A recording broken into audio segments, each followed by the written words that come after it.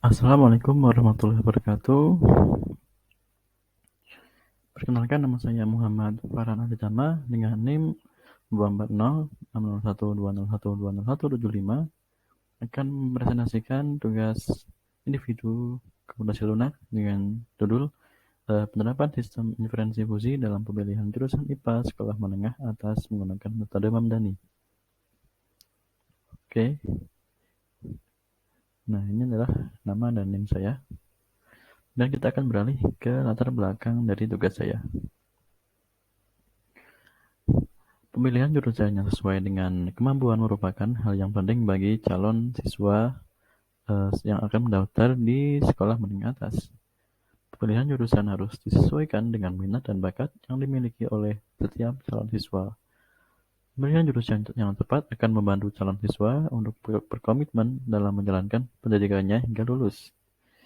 Siswa yang memiliki kemampuan matematika dan sains yang baik biasanya akan diarahkan ke jurusan IPA, sedangkan siswa yang kurang dalam kedua hal tersebut akan biasanya diarahkan ke jurusan yang lain atau IPS. Nah, pemilihan jurusan di SMA ini dapat dipengaruhi oleh faktor eksternal dan internal. Faktor eksternal dapat berupa bakat dan minat. Faktor internal dapat berupa bakat dan minat, sedangkan faktor eksternal dapat berupa pengaruh dari teman ataupun keluarga. Nah, biasanya para calon siswa SMA yang kurang tepat dalam memilih jurusan biasanya dipengaruhi oleh keluarga dari siswa tersebut maupun teman-temannya. Nah, pemilihan jurusan yang kurang tepat ini dapat berpengaruh seperti menghambat calon siswa dalam belajar dalam jurusan yang dipilih tersebut. Nah, salah satu cara yang dapat digunakan dengan metode yang matematis untuk menentukan jurusan di SMA adalah menggunakan sistem inferensi fusi dengan metode Mamdani. Hasil dari sistem inferensi fusi ini diharapkan mampu membantu para siswa untuk memilih jurusan yang sesuai dengan keinginan dan kemampuannya. Nah, dalam penelitian ini digunakan beberapa variabel berupa input, yaitu nilai IPA, IPS, dan juga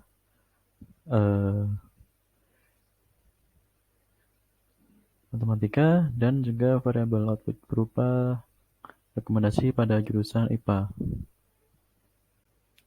Lanjut ke rumusan masalah.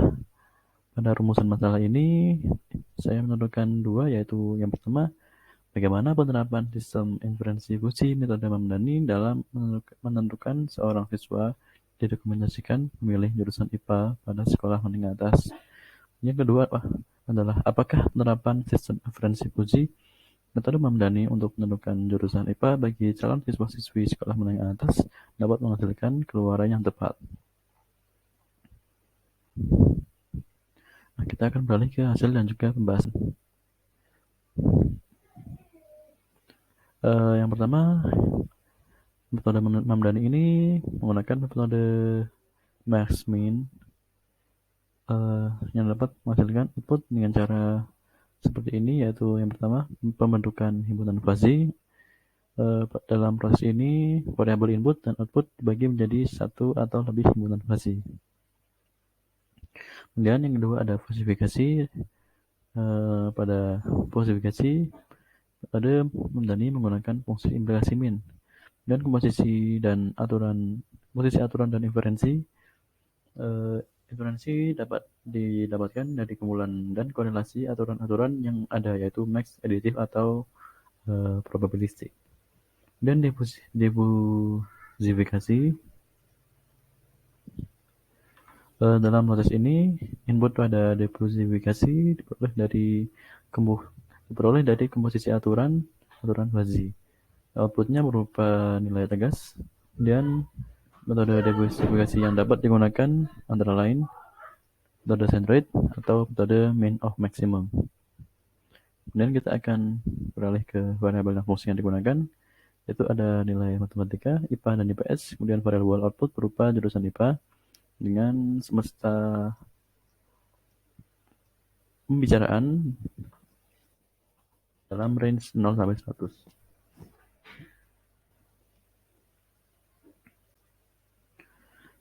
Dan kita akan beralih ke tahapan metode memenuhi. Yang pertama kita akan melakukan pembentukan himpunan fuzzy. Pembentukan himpunan fuzzy dibuat dengan input yang telah diberikan pada tabel sebelumnya, berupa nilai ujian, berupa nilai MTEK Matematika, IPA dan IPS, dan himpunan outputnya berupa jurusan IPA. Nah, pada himpunan nilainya, yang merupakan input, himpunan fuzzy-nya kita bagi menjadi 3, yaitu rendah, sedang, dan tinggi, dengan nilai rendah range-nya 0 sampai 50, nilai sedang range-nya 0 sampai 10 sampai 90, dan tinggi range-nya 50 sampai 100. Kemudian untuk outputnya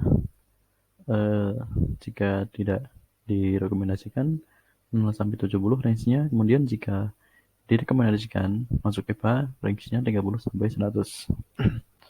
Dan kita masuk ke klasifikasi. Proses ini akan mengubah input system berupa nilai tegas menjadi variabel linguistik menggunakan fungsi keanggotaan yang disimpan pada basis pengetahuan. Kasus yang akan diujikan adalah ketika seorang siswa memiliki nilai matematika, IPA, dan IPS sebesar 80. Nah, dalam proses klasifikasi ini yang dilakukan adalah pembentukan fungsi keanggotaan variabel nilai matematika. Nah, variabel nilai matematika ini memiliki 3 himpunan, yaitu himpunan rendah, himpunan sedang, dan juga tinggi. Himpunan rendah ini berbentuk linear turun dengan domain 0 sampai 50, dapat dilihat pada grafiknya. Kemudian himpunan sedang memiliki bentuk segitiga dengan domain 10 sampai 90, dan himpunan tinggi memiliki bentuk linear naik dengan domain 50 sampai 10, 50 sampai 100. Kemudian fungsi keanggotaan dari ketiga himpunan tersebut adalah sebagai berikut. Untuk rendah, jika X kurang dari 50 atau dari 0, maka fungsi keanggotaannya 50 min X per 50. Dan fungsi keanggotaan sedang, jika X-nya 50, maka 1, jika X-nya lebih dari sama dengan 10, dan kurang dari sama dengan 50, maka fungsi keanggotaannya X min 10 per 40. Kemudian jika X-nya lebih dari sama dengan 50 dan kurang dari atau sama dengan 90, maka fungsi keanggotaannya 90 min X per 40. Nah, fungsi keanggotaan akan bernilai 0 jika X-nya lebih dari sama dengan 90 atau X-nya kurang dari atau sama dengan 10. Untuk fungsi keanggotaan tinggi, jika X-nya kurang dari 100, X-nya lebih dari sama dengan 50 atau dan kurang dari sama dengan 100, maka fungsi keanggotaannya berupa X min 50 per 50. Dan jika X-nya kurang dari sama dengan 50, maka fungsi keanggotaannya adalah nilai 0. Kemudian kita akan berlanjut ke pembentukan fungsi keanggotaan variabel nilai IPA. Nah, dalam pembentukan fungsi keanggotaan variabel IPA ini sama saja seperti sebelumnya, karena angka yang digunakan dan juga himpunan yang dipakai sama, yaitu tinggi, rendah, dan juga sedang. Rendah memiliki bentuk linear turun, sedang memiliki bentuk segitiga, dan juga himpunan tinggi memiliki bentuk linear naik. Domainnya sama, 050, 10, 90, 50 sampai 100. Nah, fungsi keanggotanya dapat dilihat pada gambar ini. Rendah, sedang, dan tinggi yang sama seperti fungsi keanggotaan variabel nilai matematika. Dan untuk nilai PS-nya sama saja seperti sebelumnya, memiliki 3 himpunan, yaitu rendah, sedang, dan tinggi. Rendah bentuknya linear turun dengan domain 0 sampai 50. Himpunan sedang bentuknya segitiga dengan domain 10 sampai 90. Dan himpunan tinggi dengan bentuk linear naik dengan domain 50 sampai 100. Nah, fungsi keanggotaan dari 3 himpunan tersebut dapat dilihat pada gambar yang di kiri.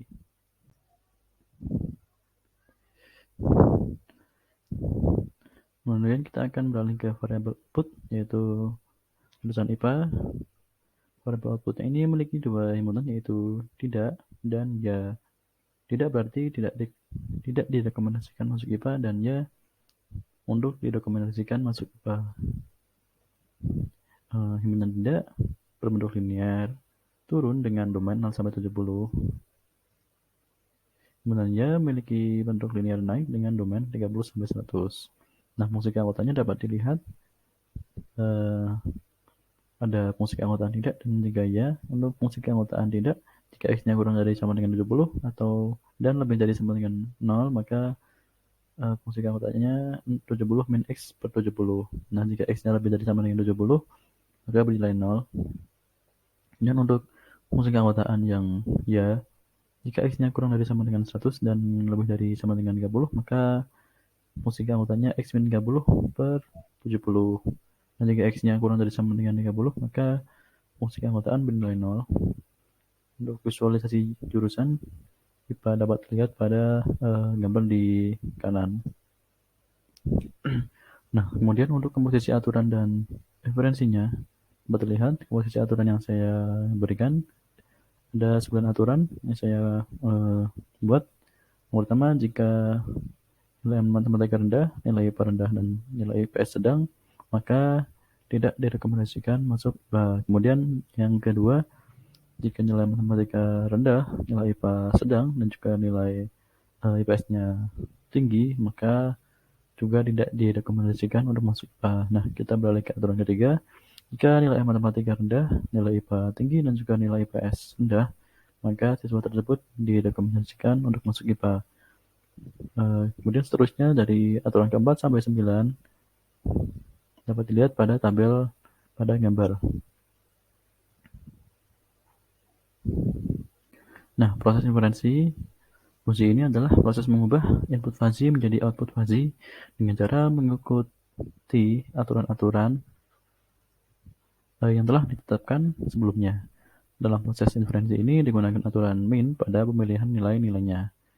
Nah, dalam proses inferensi ini saya menggunakan Python untuk melakukan proses inferensi dengan kasusnya nilai yang diberikan adalah 80 pada semua nilai yang ada, yaitu matematika, IPS, dan juga IPA. Setelah dilakukan perhitungan dengan Python, maka akan menghasilkan hasil inferensi dengan nilai yang telah ditetapkan tadi, yaitu 80, akan menghasilkan grafik seperti berikut ini. Jika dilihat, maka condong ke siswa tersebut direkomendasikan untuk masuk ke jurusan IPA. Nah, kita kemudian akan beralih ke deposifikasi. Input dari proses deposifikasi ini adalah himpunan fuzzy. Sedangkan output yang didapatkan merupakan bilangan pada domain himpunan fuzzy tersebut. Metode deposifikasi yang dapat digunakan salah satunya yaitu metode centroid atau center of area yang saya gunakan dalam kode Python saya. Nah, metode yang digunakan pada deposifikasi adalah metode max. Kode Python yang digunakan dalam proses deposifikasi ini dapat dilihat pada dokumen yang saya kirimkan atau saya kumpulkan. Dan proses deposifikasi akan menghasilkan visualisasi seperti berikut ini. Nah, jika dilihat pada hasilnya, bisa kita lihat pada garis hitam yang tegak lurus ini, dengan inputan nilai 80 pada semua nilai, akan menghasilkan X sebesar 72. Nah, 72 ini masuk ke himpunan siswa tersebut direkomendasikan untuk masuk ke jurusan IPA.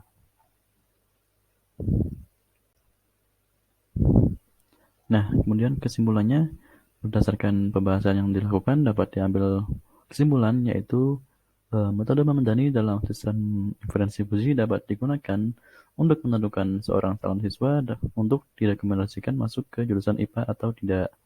Yang kedua, penerapan metode Mamdani pada kasus rekomendasi jurusan IPA calon siswa sekolah menengah atas dilakukan dengan metode min-max atau metode Mamdani.